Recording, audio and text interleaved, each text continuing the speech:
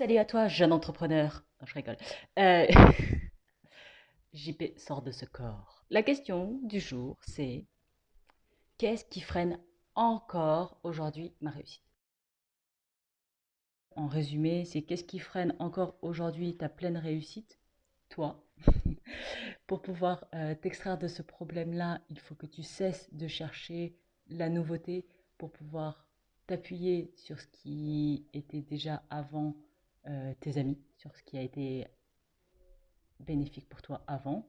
Il est probable que tu as eu peur de ta propre réussite parce qu'elle a pris une ampleur démesurée et d'un seul coup ça t'a dépassé. Et pour ne plus avoir peur de cette réussite, il te suffit de te reconnecter à toi, à tes envies, à ce qui est bon pour toi et ce qui va pouvoir te porter et aller vers l'avant.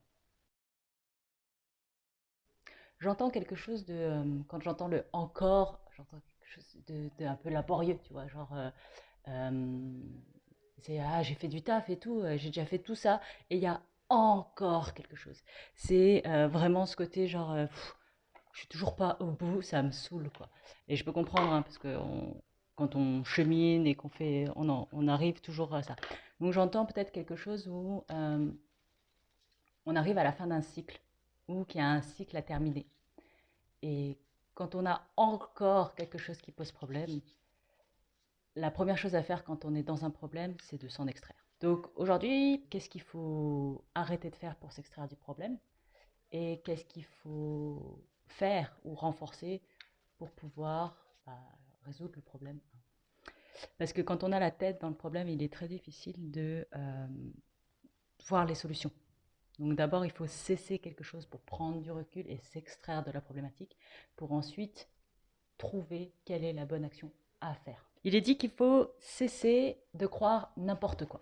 Cesser de penser que parce que c'est tout nouveau, tout beau, c'est ce qu'il faut, de croire n'importe quelle nouveauté, baguette magique, beau parleur, qui vous fait croire que la nouvelle solution, ça va être la bonne chose à faire. Il est dit que là, tout de suite, dans cette problématique-là, les valeurs traditionnelles, ce qui a déjà marché avant, c'est ce qui va, c'est ce sur quoi il faut se reposer. Donc, la première chose à faire pour s'extraire du problème, c'est cesser de chercher une nouvelle solution. Et ce qu'il faut renforcer, donc, c'est les liens avec les vieux et fidèles amis. C'est renforcer les liens avec ceux qui ont toujours été là pour toi. C'est pas tant de faire quelque chose pour eux, mais c'est d'être présent et à l'écoute. Qu'est-ce qui freine encore aujourd'hui ma pleine réussite? C'est que tu es à la recherche de nouvelles solutions pour aller chercher ta réussite, alors qu'il suffit, je sais que ça paraît simple à dire, hein, mais qu'il suffit de continuer à faire ce qui a déjà marché et d'être persévérant là-dedans. Ça a un côté, la persévérance dans le faire ce qui a déjà été fait, ça peut avoir un côté un peu laborieux de dire ah mais j'ai déjà fait ça, pourquoi est-ce que je dois encore faire ça? Mais si ça marche, bah, c'est ce qu'il faut faire en fait. Il ne faut pas aller chercher des raccourcis, des belles solutions.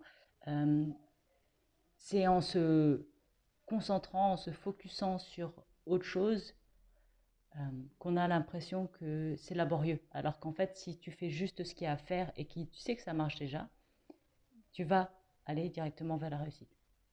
Il faut juste persévérer et ne pas chercher de nouvelles solutions. Voilà ce qui freine ta réussite. C'est la recherche de la nouveauté en pensant que parce que c'est nouveau, ça va être mieux.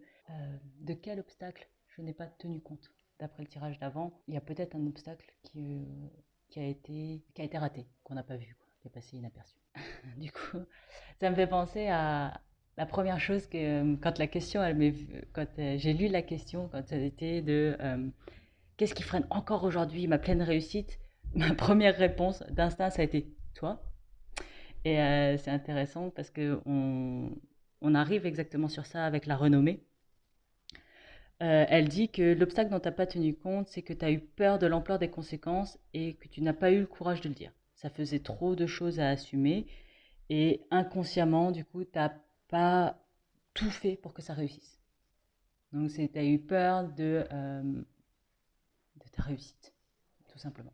Pour pouvoir dépasser cette peur-là, dépasser cet obstacle-là, il faut pouvoir te reconnecter à quel est ton vrai but, quel est le vrai but pour lequel tu t'étais mis à cheminer. Et là, je tombe sur la trahison qui dit que tu dois continuer à penser à toi, même quand on te serine que tu dois avant tout penser aux autres. Donc là, c'est oser te faire passer toi en premier. Ceux qui te disent que tu devrais penser aux autres en premier, en fait, ils veulent que tu penses à eux. Donc c'est plutôt égoïste de leur part. Donc là, l'idée, c'est tu dois retrouver le chemin vers toi, vers tes vraies envies, vers tes élans, vers tes désirs. Qu'est-ce que tu veux, toi? C'est quoi pour toi? Et ces envies-là, elles doivent t'apporter quelque chose. Elles doivent être bénéfiques pour toi. Parce que si ton envie, c'est de t'enfermer dans une grotte et rester sous ta couette à ruminer, a priori, c'est pas une envie positive et bénéfique pour toi. Je pense que dans ta démarche, à la base, c'était une reconnexion à toi qui s'est un petit peu perdu parce que d'un seul coup, tu t'es rendu compte qu'en te reconnectant à toi, tu devenais vraiment porteuse de réussite et que là, ça a déclenché ou ça crée beaucoup de choses euh, qui peuvent être... ça fait peur en fait parce que ça chamboule un univers.